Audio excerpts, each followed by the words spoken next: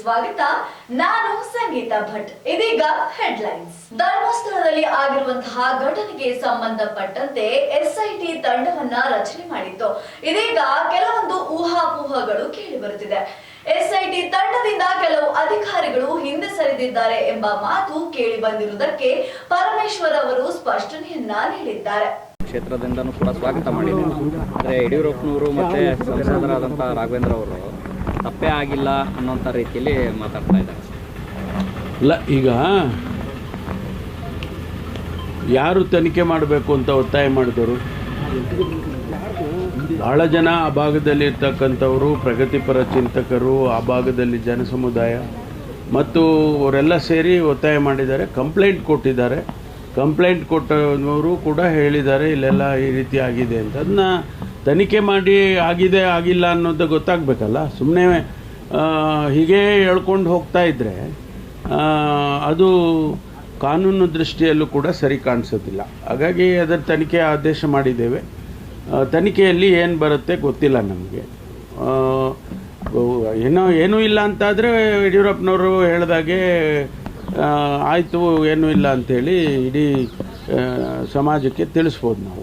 ಧರ್ಮಸ್ಥಳದಲ್ಲಿ ಅಸಹಜ ಸಾವು ಆರೋಪಕ್ಕೆ ಸಂಬಂಧಿಸಿದಂತೆ ರಚಿಸಲಾಗಿರುವ ಎಸ್ಐಟಿ ತಂಡದಿಂದ ಯಾವ ಅಧಿಕಾರಿಗಳು ಕೂಡ ಹಿಂದೆ ಸರಿದಿಲ್ಲ ಎಂದು ಗೃಹ ಸಚಿವ ಜಿ ಪರಮೇಶ್ವರ್ ಸ್ಪಷ್ಟನೆ ನೀಡಿದ್ದಾರೆ.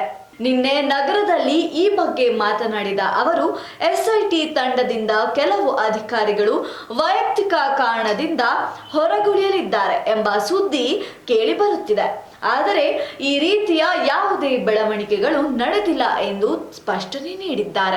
ಬಾಂಗ್ಲಾದೇಶದ ರಾಜಧಾನಿಯಾದ ಢಾಕಾದಲ್ಲಿ ವಿಮಾನವೊಂದು ಪತನಗೊಂಡಿದೆ. ಇದೀಗ 19 ಜನ ಭೀಕರವಾಗಿ ಸಾವನ್ನಪ್ಪಿದ್ದಾರೆ ಎಂಬ ಸುದ್ದಿ ಕೇಳಿಬಂದಿದೆ.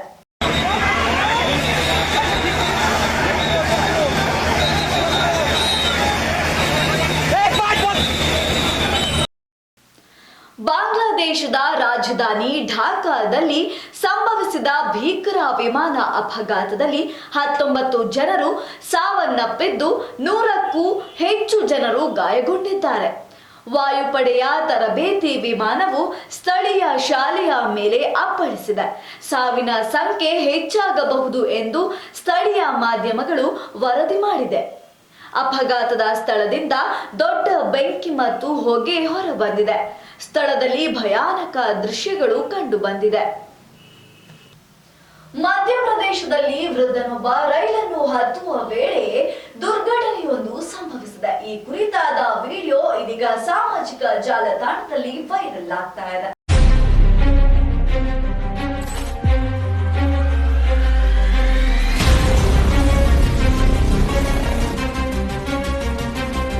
ಮಧ್ಯಪ್ರದೇಶದ ಬೇತುಲ್ ರೈಲ್ವೆ ನಿಲ್ದಾಣದಲ್ಲಿ ವೃದ್ಧ ವ್ಯಕ್ತಿಯೊಬ್ಬರು ಚಲಿಸುತ್ತಿದ್ದ ರೈಲನ್ನು ಹತ್ತಲು ಹೋಗಿ ನಿಯಂತ್ರಣ ತಪ್ಪಿ ಪ್ಲಾಟ್ಫಾರ್ಮ್ ಮೇಲೆ ಬಿದ್ದಿರುವ ಘಟನೆ ನಡೆದಿದೆ. ಈ ಸಮಯದಲ್ಲಿ ಸ್ಥಳದಲ್ಲಿದ್ದ ರೈಲ್ವೆ ಪೊಲೀಸರು ವೃದ್ಧನನ್ನು ರಕ್ಷಿಸಿದ್ದಾರೆ. ಘಟನೆಯ ವಿಡಿಯೋ ಇದೀಗ ಸಾಮಾಜಿಕ ಜಾಲತಾಣದಲ್ಲಿ ಭಾರಿ ಸದ್ದು ಮಾಡುತ್ತಿದೆ. ವಿಡಿಯೋ ನೋಡಿದ ನೆಟ್ಟಿಗರು ಪೊಲೀಸ್ ಕಾರ್ಯಕ್ಕೆ ಮೆಚ್ಚುಗೆಯನ್ನ ಸೂಚಿಸಿದ್ದಾರೆ. ಇನ್ನು ಈ ಘಟನೆ ಯಾವಾಗ ನಡೆದಿದೆ ಎನ್ನುವ ಮಾಹಿತಿ ಲಭ್ಯವಿಲ್ಲ. ಪಿಟ್ಬುಲ್ ಶ್ವಾನವೊಂದು ಬಾಲಕನ ಮೇಲೆ ಡೆಡ್ಲಿ ಅಟ್ಯಾಕ್ ಮಾಡಿದೆ. ಈ ಕುರಿತಾದ ವಿಡಿಯೋ ಸಾಮಾಜಿಕ ಜಾಲತಾಣದಲ್ಲಿ ವೈರಲ್ ಆಗ್ತಾ ಇದೆ.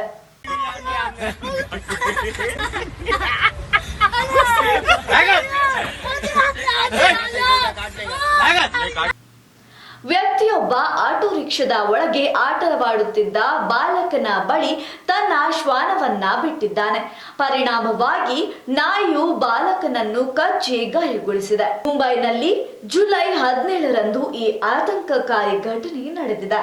ತನ್ನ ಪಿಟ್ಬುಲ್ ನಾಯಿ ಬಾಲಕನ ಮೇಲೆ ದಾಳಿ ಮಾಡುತ್ತಿದ್ದರೂ ಮಾಲೀಕ ಮಾತ್ರ ನಗುತ್ತಾ ಕುಳಿತು ವಿಕೃತಿ ಮೆರೆದಿದ್ದಾನೆ. ಇದರ ವಿಡಿಯೋ ಸಾಮಾಜಿಕ ಜಾಲತಾಣದಲ್ಲಿ ವೈರಲ್ ಆಗಿದೆ. ಮತ್ತಷ್ಟು ರೋಚಕ ಸುದ್ದಿಗಳನ್ನ ವೀಕ್ಷಿಸೋಣ ಸಣ್ಣದೊಂದು ವಿರಾಮದ ನಂತರ. ನಿಮ್ಮ TV4 ಕನ್ನಡ ಚಾನೆಲ್ನಲ್ಲಿ ವಿನೂತನ ಕಾರ್ಯಕ್ರಮಗಳು.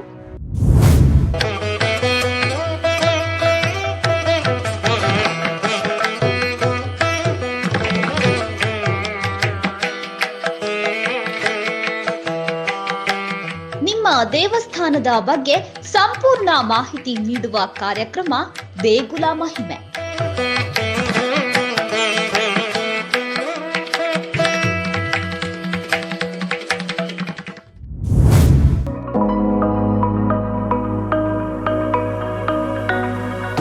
ನಿಮ್ಮ ಹೋಟೆಲ್ನ ರುಚಿಯ ಬಗ್ಗೆ ಸಂಪೂರ್ಣ ಮಾಹಿತಿ ನೀಡುವ ಕಾರ್ಯಕ್ರಮ ಅಬ್ಬಬ್ಬಾ ಎಂಥ ರುಚಿ.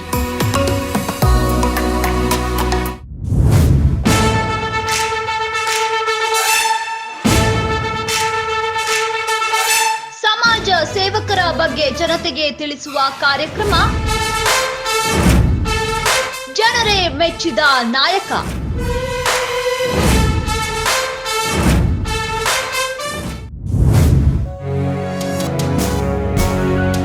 ಕನ್ನಡ ಚಲನಚಿತ್ರಗಳ ಬಗ್ಗೆ ಸಂಪೂರ್ಣ ಮಾಹಿತಿ ನೀಡುವ ಕಾರ್ಯಕ್ರಮ ಫಿಲ್ಮಿ ಚಿಟ್ ಚಾಟ್.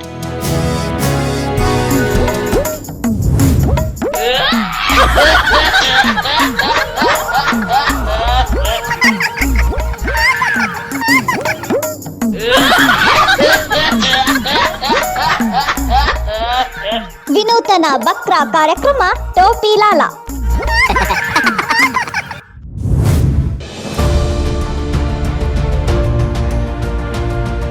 ನೇರ ಜನರ ಮಾತು TV4 ಕನ್ನಡ ಚಾನೆಲ್ನೊಂದಿಗೆ ವಿಶೇಷ ಕಾರ್ಯಕ್ರಮ ಪಬ್ಲಿಕ್ ರೌಂಡ್ ಅಪ್. ನಿತ್ಯ ನಿಜ ನಿರಂತರ ತಾಜಾ ಸುದ್ದಿಯೊಂದಿಗೆ ನಿಮ್ಮ TV4 ನ್ಯೂಸ್ ಚಾನೆಲ್. ವಿರಾಮದ ನಂತರ TV4 ಕನ್ನಡ ಸುದ್ದಿವಾಹಿನಿಗೆ ಮತ್ತೆ ಸ್ವಾಗತ. ನಿನ್ನೆ ಸಂಸದ ಮಲ್ಲಿಕಾರ್ಜುನ ಖರ್ಗೆ ಅವರ ಹುಟ್ಟುಹಬ್ಬದ ಪ್ರಯುಕ್ತ ರಾಹುಲ್ ಗಾಂಧಿ ಮತ್ತು ಇತರೆ ಶಾಸಕರು ಅವರ ಹುಟ್ಟುಹಬ್ಬವನ್ನ ಕೇಕ್ ಕತ್ತರಿಸುವ ಮುಖಾಂತರ ಆಚರಿಸಿಕೊಂಡರು. ಈ ಕುರಿತಾದ ವಿಡಿಯೋ ಸಾಮಾಜಿಕ ಜಾಲತಾಣದಲ್ಲಿ ವೈರಲ್ ಆಗಿದೆ.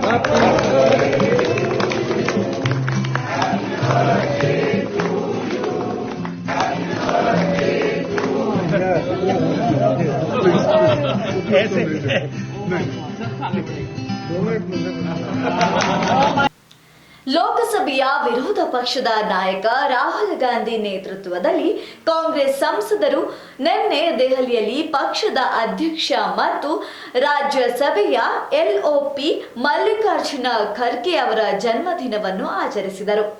ಸಂಸತ್ತಿನ ಆವರಣದೊಳಗೆ ಪಕ್ಷದ ಸದಸ್ಯರಲ್ಲಿ ಆತ್ಮೀಯ ಶುಭಾಶಯಗಳು ಮತ್ತು ಸೌಹಾರ್ದತೆಯೊಂದಿಗೆ ಈ ಸಂದರ್ಭವನ್ನ ಆಚರಿಸಲಾಯಿತು.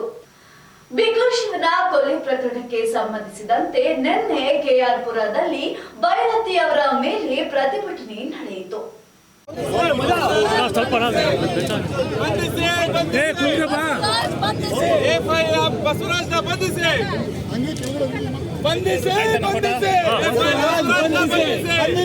ಶಿವ ಕೊಲೆ ಪ್ರಕರಣ ಸಂಬಂಧ ಶಾಸಕ ಬೈರತಿ ವಿರುದ್ಧ ಕಾಂಗ್ರೆಸ್ ಪ್ರತಿಭಟನೆ ನಡೆಸಿದೆ. KR-ಪುರದಲ್ಲಿ ಕಾಂಗ್ರೆಸ್ ಕಾರ್ಯಕರ್ತರಿಂದ BBMP ಮುಂಭಾಗ ಪ್ರತಿಭಟನೆ ನಡೆಸಿ ವ್ಯಾಪಕ ಆಕ್ರೋಶ ಹೊರಹಾಕಲಾಗಿದೆ. ಮಾಜಿ ಶಾಸಕಿ ಪೂರ್ಣಿಮಾ ಶ್ರೀನಿವಾಸ್ ಹಾಗೂ ನಾರಾಯಣ ಸ್ವಾಮಿ ಹಾಗೂ DK ಮೋಹನ್ ಬಾಬು ನೇತೃತ್ವದಲ್ಲಿ ಪ್ರತಿಭಟನೆ ನಡೆದಿದ್ದು, ನೂರಾರು ಕಾಂಗ್ರೆಸ್ ಕಾರ್ಯಕರ್ತರು ಶಾಸಕ ಬೈರತಿ ವಿರುದ್ಧ ಧಿಕ್ಕಾರ ಕೂಗಿ ಆಕ್ರೋಶ ಹೊರಹಾಕಿದ್ದಾರೆ. SIT ತಂಡ ರಚನೆಯ ಊಹಾಪೋಹಗಳಿಗೆ ಮಾಧ್ಯಮದವರ ಮುಂದೆ ಮಾತನಾಡಿದ DK ಶಿವಕುಮಾರ್, ಮಾಧ್ಯಮದವರಿಗೆ ಗೌರವ ನೀಡಬೇಕಲ್ಲವೇ ಎಂಬ ವ್ಯಂಗ್ಯ ನುಡಿಯನ್ನ ನೀಡಿದ್ದಾರೆ. ಯಾಕೆ ಹೀಗಂದಿದ್ದಾರೆ ಎಂಬ ಸಂಕ್ಷಿಪ್ತ ಮಾಹಿತಿ ಇಲ್ಲಿದೆ ನೋಡಿ. ಸರ್, ಮೊನ್ನೆ ಲೋಕಲ್ ಪೊಲೀಸರು ತನಿಖೆ ನಡೆಸಿದ್ದಾರೆ. ಅದಾದ್ಮೇಲೆ ತೀರ್ಮಾನ ಮಾಡೋಣ ಅಂತ ಮುಖ್ಯಮಂತ್ರಿಗಳು ಹೇಳಿದ್ರು. ಈಗ ಸಡನ್ ಆಗಿ SIT ಮಾಡಿರೋದ್ರ ಹಿಂದೆ ಒತ್ತಡ ಇದೆ ಸರ್ಕಾರದ ಮೇಲೆ ಅಂತ. ನೀವೇ ಮೀಡಿಯಾ ಅವರೇ ಅದನ್ನ ದೊಡ್ಡ ಇಶ್ಯೂ ತೆಗೆದುಕೊಂಡಾಗ ನಿಮಗೂ ಗೌರವ ಕೊಡಬೇಕಲ್ಲ. ನೀವು ಹೇಳೋದನ್ನ ಕೆಲವು ಸಂದರ್ಭದಲ್ಲಿ ನಾವು ಏಕದಮ್ ನಾವು ರಿಜೆಕ್ಟ್ ಮಾಡೋಕ್ಕಾಗಲ್ವಲ್ಲ. ಪ್ರಜಾಪ್ರಭುತ್ವ ವ್ಯವಸ್ಥೆಯಲ್ಲಿ ನಿಮಗೂ ನಮ್ಕಿನ್ನ ಹೆಚ್ಚಿಗೆ ಜವಾಬ್ದಾರಿ ನಿಮಗೂ ಇದೆಯಲ್ಲ. ಸಮಾಜಕ್ಕೆ ನ್ಯಾಯ ಕೊಡಬೇಕು, ಸರ್ಕಾರಕ್ಕೆ ನ್ಯಾಯ ಕೊಡಬೇಕು, ಆ ವಿರೋಧ ಪಾರ್ಟಿ ಧ್ವನಿನೂ ಕೇಳಬೇಕು, ತಮ್ಮ ಹಿತವಚನ ಕೇಳಬೇಕು, ನುಡಿಮುತ್ತುಗಳನ್ನು ಕೇಳಬೇಕು. ಇವೆಲ್ಲ ಕೂಡ ನಮಗೂ ಇದೆಯಲ್ಲಪ್ಪ. ಸ್ಥಳೀಯ ಸದ್ಯ ಪೊಲೀಸ್ ತನಿಖೆಯ ನಂತರ ಎಸ್ಐಟಿ ರಚನೆ ಬಗ್ಗೆ ತೀರ್ಮಾನ ಎಂದು ಸಿಎಂ ಹೇಳಿದ ಬೆನ್ನಲ್ಲೇ ದಿಢೀರನೆ ಎಸ್ಐಟಿ ರಚನೆ ಬಗ್ಗೆ ಮಾಧ್ಯಮಗಳ ಪ್ರಶ್ನೆಗೆ ನಿನ್ನೆ ಡಿಸಿಎಂ ಡಿಕೆಶಿ ಸದಾಶಿವನಗರ ನಿವಾಸದ ಬಳಿ ಉತ್ತರಿಸಿದ್ದಾರೆ. ಮಾಧ್ಯಮಗಳು ಈ ವಿಚಾರವನ್ನ ದೊಡ್ಡದಾಗಿ ಬಿಂಬಿಸಿದಾಗ ನಾವು ಮಾಧ್ಯಮಗಳಿಗೆ ಗೌರವ ನೀಡಬೇಕಲ್ಲವೇ? ಪ್ರಜಾಪ್ರಭುತ್ವ ವ್ಯವಸ್ಥೆಯಲ್ಲಿ ಸಮಾಜಕ್ಕೆ ನ್ಯಾಯ ಒದಗಿಸುವಲ್ಲಿ ನಿಮಗೂ ನಮ್ಮಷ್ಟೇ ಜವಾಬ್ದಾರಿ ಇದೆ. ನಿಮ್ಮ ಹಾಗೂ ವಿರೋಧ ಪಕ್ಷಗಳ ಹಿತವಚನ ನುಡಿಮುತ್ತುಗಳನ್ನ ನಾವು ಕೇಳಬೇಕು ಎಂದಿದ್ದಾರೆ. ಎಲ್ಲರೂ ಕಾತುರದಿಂದ ಕಾಯುತ್ತಿದ್ದಂತಹ ಬಿಗ್ ಬಾಸ್ ಇದೀಗ ಮತ್ತೆ ಪ್ರಾರಂಭಗೊಳ್ಳಲಿದೆ. ಇದರ ಮಧ್ಯೆ ಬಿಗ್ ಬಾಸ್ ಸೀಸನ್ ಅನ್ನ ಕಿಚ್ಚ ಸುದೀಪ್ ಅವರು ನಡೆಸಿಕೊಡುವುದಿಲ್ಲ ಎಂಬ ಮಾತು ಕೇಳಿ ಬಂದಿತ್ತು. ಆದರೆ ಇದೀಗ ತಂಡ ಮನವೊಲಿಸಿ ಕಿಚ್ಚ ಸುದೀಪ್ ಅವರೇ ಮತ್ತೆ ಪುನಃ ಹೋಸ್ಟ್ ಮಾಡಲಿದ್ದಾರೆ. ಅದರ ಮಧ್ಯೆ ಯಾರೆಲ್ಲ ಸ್ಪರ್ಧಿಗಳು ಭಾಗವಹಿಸ್ತಾರೆ ಎಂಬ ಸಂಪೂರ್ಣ ಡೀಟೇಲ್ಸ್ ಇಲ್ಲಿದೆ ನೋಡಿ. ಬಿಗ್ ಬಾಸ್ ಕನ್ನಡ ಸೀಸನ್ 12ರ ನಿರೂಪಣೆಯನ್ನ ಈ ಬಾರಿಯೂ ಸುದೀಪ್ ಮಾಡಲಿದ್ದಾರೆ. ಸೆಪ್ಟೆಂಬರ್ನಲ್ಲಿ ಶೋ ಆರಂಭವಾಗುವ ನಿರೀಕ್ಷೆಯಲ್ಲಿದ್ದು ಸ್ಪರ್ಧಿಗಳ ಕುರಿತಂತೆ ಸಾಮಾಜಿಕ ಜಾಲತಾಣದಲ್ಲಿ ಚರ್ಚೆ ಜೋರಾಗಿದೆ.